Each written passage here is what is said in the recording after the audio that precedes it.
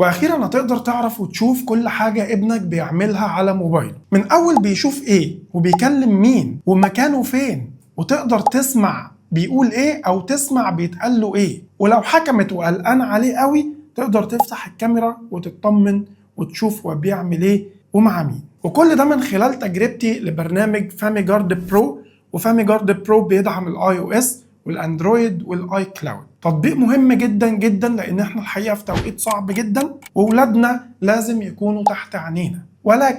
ولكن وحط تحت ولكن دي 100,000 خط. انا بريء قدام ربنا من اي حد هيستخدم البرنامج ده لغرض غير اللي انا بتكلم فيه، لان البرنامج ده انا بعتبره سلاح ذو حدين، والهدف الاساسي ليه ان احنا نطمن على اولادنا ونحميهم ونحافظ عليهم ومش اي حاجه تانية. ونصيحتي التربويه ليك اوعى ثم اوعى تراقب ابنك من غير ما تعرفه ان انت بتراقبه. انا ببساطه شديده جدا بتحكم في الوقت اللي بيقعد عليه ولادي على الموبايل، بشوف هم بيقعدوا قد ايه، بشوف بيعملوا ايه، بيدخلوا على ايه، اقدر احجب عنهم حاجات واقدر اسمح لهم بحاجات، ومع ذلك كل ده هم عارفين. لكن ما تتجسس عليهم من وراهم، لان الموضوع ده بيخلق حساسيات وبيخلق جو من عدم الثقه بعد كده بينك وبينهم لو عرفوا او اكتشفوا. ربنا يحفظ ولادنا جميعا.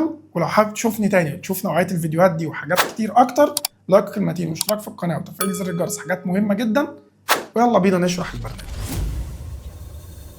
طيب يا جماعه، مبدئيا كده احنا اول حاجه بنعملها هنروح على اللينك اللي في صندوق الوصف ونفتح موقع فامي جارد برو. وطبعا زي ما انا شفت دلوقتي احنا عندنا الاندرويد واي او اس وحاجه رهيبه جدا، حتى الاي كلاود موجود. فانا سعيد جدا بالتجربه الحقيقه، وان انا عيني هتبقى على اولادي في كل حاجه بيعملوها، مش تجسس على قد ما هو اطمئنان. فهو هنا حتى كاتب لك اندرويد اند اي او اس سبورتد. طبعا انا هروح على فامي جارد برو عشان نشوف بقى التجربه مع بعض هتبقى عامله ازاي. اول حاجه بيقول لك اختار يا سيدي نظام التشغيل اللي انت عايزه، مفيش اي حاجه هتحتاج روت، مفيش اي حاجه فيها اي مشكله خالص نهائي. انا موبايلي اندرويد اللي انا شغال عليه دلوقتي، وبالتالي هختار الاندرويد. بيقول لك والله احنا في 4 خطوات بس هنقدر نجمع الداتا من الموبايل المستهدف او من الموبايل الاندرويد المستهدف. بيقول لك افتح المتصفح على الموبايل اللي انت متارجته الاندرويد بتاعك، واكتب الرابط ده كده او ادخل على الموقع ده. هنفتح المتصفح بتاعنا بالشكل ده ونكتب مع بعض اللينك الاولاني ده وندخل عليه بالشكل ده. هيبدا يحمل معانا زي ما احنا شايفين ويلكم تو فامي جارد برو اندرويد سوليوشن وبتاع، بيقول لك سلايد كده عشان نبدا شغل. هيبدا يعمل داونلود لملف كده، هنستنى لحد ما يخلص خالص. هنبدا نعمل له انستول بالشكل ده. ما تقلقوش، الشركه دي امان وانا مجربها في اكتر من حاجه ومش اول مره اشتغل معاهم. فهنقول له بروسيد تو سيتنج بالشكل ده وهنمشي معاه خطوه بخطوه. اول حاجه هنقفل البرامج الضاره، لان كده كده كل السياسات بتعتبر ان ده برنامج سباي تجسس. هيفتح لنا الصفحه دي كده، هنقوم ضاغطين على الاعدادات، بيقول لك اقفل كل الحمايه، قول له تيرن اوف بالشكل ده وارجع تاني للتطبيق وقول له اوريدي سيت. بيقول لك انت متاكد ان انت قفلت اعدادات الحمايه للبتاع عشان نشتغل بنعومه وسلاسه؟ قول له اه. هيبدا يطلب ان انت تسطب البرنامج، هنقول له انستول بالشكل ده ونقول له يس. هندي البرميشن للبرنامج ونقول له انستول. هيبدا يحمل معانا بالشكل اللي انت شايفه ده. احنا كده يا جماعه في الخطوه الثانيه، احنا هنا كده في الخطوه الثانيه. هتظهر لنا الرساله دي، هنقول له انستول برضو عادي جدا. تمام. في الاخر خالص هنقول له اوبن، وهنبدا بقى نروح للخطوه الثالثه وهي الارشادات اللي هتساعدنا ان احنا نراقب موبايلات ولادنا. هندخل بقى ايه الاكونت بتاعنا على المتصفح، يعني انت الاكونت اللي انت داخل بيه هنا على المتصفح ده هو اللي انت هتكتبه هنا. فهنبدا نقول له نكتب الاكونت بتاعنا، الايميل بتاعنا الاساسي، ايميل الاب مش ايميل الابن. بعد ما دخلنا الايميل بتاعنا هنكتب اسم الابن بقى اللي هو صاحب التليفون ونعرفه عنه شويه حاجات. عندنا خطوتين كمان، الكونفيجريشن اليدوي وعندنا التاكيد بقى ان احنا خلاص كده تمام عشان يبدا يظهر لنا على الداشبورد بتاعتنا اللي قدامنا دي. هنقول له كونفيجريشن، هنروح على بروسيد تو سيتنجز بالشكل ده ونديله بقى كل الاذونات اللي هو محتاجها. بروسيد تو سيتنجز. طب ما احنا خلاص قافلين ده حضرتك. ريدي سيت.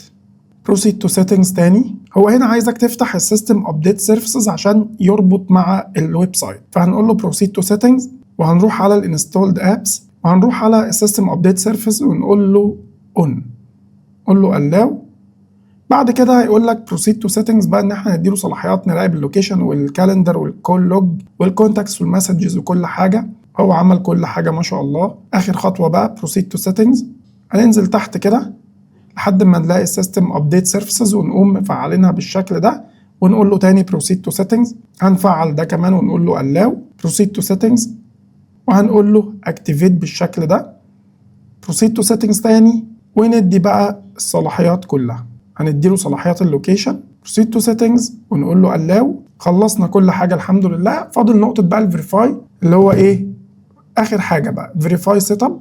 مبروك يا معلم، خلاص كده اخر خطوه دي مهمه جدا، وتاكد ان انت عامل كل الاعدادات وقول له هايد فامي جارد برو اسيستنت. خلاص مفيش حد يعرف ان التطبيق ده اصلا على الموبايل. وهنوه على حاجه، انت لازم تعرف ابنك ان انت شايفه، ما توقعوش في الغلط، عشان الموضوع بينك وبينه برضو مسألة تربوية شوية، ما يبقاش حساس. عرفه ان انت شايفه وشايف هو بيعمل ايه بالظبط. هتروح على انستوليشن اسيستنت ده كده وتخفيه، هو يدخلك على طول على برنامج الاخفاء عندك، اخفاء التطبيقات، انت مش تبذل مجهود. وهنقول له بقى ستارت بالشكل ده عشان نبدأ نراقب كل حاجة ولادنا بيعملوها. تقدر ان انت تشوف شاشة ابنك بيعمل ايه خطوة بخطوة زي ما احنا هنشوف دلوقتي. لو ضغطنا سينك كده بالشكل ده هيجمع كل الداتا اللي على موبايلك. ادي يا سيدي اللوكيشن بتاع ابنك، حلو الكلام، كل حاجه مفتوحه عنده، بطاريته كام في المية، نوع موبايله ايه، اونلاين ولا اوفلاين، كل الحاجات دي كلها مهمه جدا. طيب الواتساب بتاع حضرته هنفتح بالشكل ده مع بعض. عندك الفون لوج بيظهر لك طبعا كل حاجه فيه، عندك الفون فايلز، عندك زي ما انت شايف ادي الارقام اللي اتصلت بيه واللي اتصل بيها والمسدات وكل حاجه، عندك الرسائل، عندك الاسماء كمان، هو مسجل مين ورايح فين وجاي منين.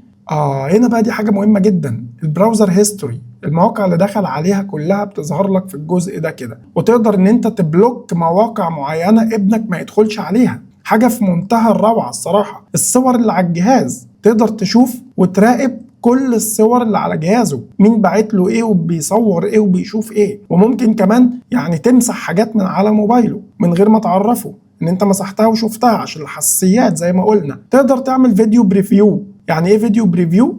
يعني تشوف برضو كل الفيديوهات اللي عنده على موبايله. سكرين تايم، ابنك قعد وقت قد ايه على الموبايل، حاجه مهمه برضو عشان يبقى الموضوع كنترولد شويه. انت كمان من الاوبشن الكي لوجر ده تقدر ان انت تشوف ابنك بيكتب ايه. واو تمام. كالندر، عنده ايفنتات ايه ومواعيد ايه ورايح فين وجاي منين وبيعمل ايه. الاب لايبرري هيجيب لك كل التطبيقات اللي على موبايله، يعني عينك هتبقى في قلب تليفون ابنك. ونصيحه محدش يستخدم الموضوع ده في حاجه خارجه، لان انا زي ما قلت لك في اول فيديو انا بريء منك. الميل تراكنج هيجيب لك كل الايميلات اللي بتجيله واللوكيشن بتاعه فين وسايق فين، لو هو مثلا معاه عربيه او راكب مع سواق وات ايفر بقى، فدي حاجه برضو مهمه جدا. الواي فايات اللي داخل عليها وتقدر كمان تبلكه من الواي فاي. السوشيال ابس اللي هو بيستخدمها، الواتساب بتاعه هو يا جماعه. في استعراض البيمنت او المدفوعات تقدر كمان تشوف ابنك بيشتري ايه من المواقع، يعني بيشتري ايه من التطبيقات وبيدفع في العاب ايه والكلام ده كله. الفيديو ابس بقى، برامج الفيديوهات زي اليوتيوب قعد قد ايه وشاف ايه. التيك توك نفس الكلام. الريل شورتس والاونلي فانز، الحاجات دي كلها برضو بتبان. تقدر ان انت تشوف ابنك بيعمل ايه لايف، يعني تقدر تفتح كده بالخاصية دي هيجيب لك ابنك بيعمل ايه على التليفون بتاعه زي ما انت شايف. الريكورد سراوند، تقدر ببساطة شديدة جدا ان انت تسمع الصوت او الاصوات المحيطة بابنك وتعرف بيتكلم مع مين وبيقول له ايه. حاجة رهيبة جدا، مهمة جدا لو انت سايبه مثلا مع مدرس لوحده، لو سايبه مع اصحابه مثلا انت مش مآمن وعايز تطمن بيقولوا ايه وبيعملوا ايه. الكلام ده هيفرق معاك جدا في تقويم ابنك فيما بعد. دي كل برامج الاتصال اللي عند ابنك، ودي الفويسات اللي عنده على الموبايل، ودي المكالمات المتسجله. تقدر من ريكورد سكرين انت تاخد سكرين لشاشه ابنك بقى وبالمده اللي انت تحددها. عندك بقى ريموت كنترول، تاخد سكرين شوت، تاخد صوره، تسجل فيديو، تتراك كيورد معين انت مش عايزه يبحث عليه كأي كلمه. انت عارف بقى الشباب، وربنا يهدي ولادنا جميعا. وتقدر كمان تعمل اكسبورت للداتا اللي انت جمعتها من الكول لوجز او الرسائل او الاسماء او الهيستوري بتاع المتصفح وات ايفر. دي كل الاذونات اللي انت واخدها على تليفون ولادك، والحقيقه انا استمتعت جدا جدا جدا بالشرح. تقدر ان انت تحط اكتر من موبايل لاولادك والموضوع سهل وسيمبل جدا. تعال نشوف الاسعار هتبقى عامله ازاي. الشهر للجهاز الواحد بحوالي $40، اما ال3 شهور للجهاز الواحد فحوالي $60، وطبعا انت هتوفر مبلغ محترم. اما السنه كلها فب $110، وانا يعني ارشح لك دي بشده، لان انت مش هينفع تستخدمه شهر والشهر التاني ما تشوفش ولادك بيعملوا ايه. ده افضل برنامج مراقبه موبايلات للولاد. الهدف الاساسي للبرنامج ده هو التقويم وليس التجسس والمراقبه بس كده.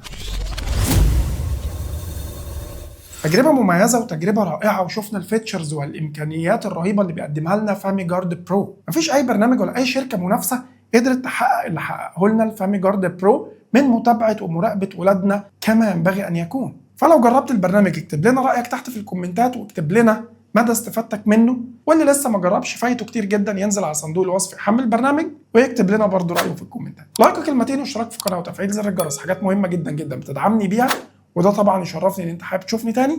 سيبكم في حفظ الله ورعايته، وعلى اللقاء باذن الله تعالى في فيديوهات كتير. سلام.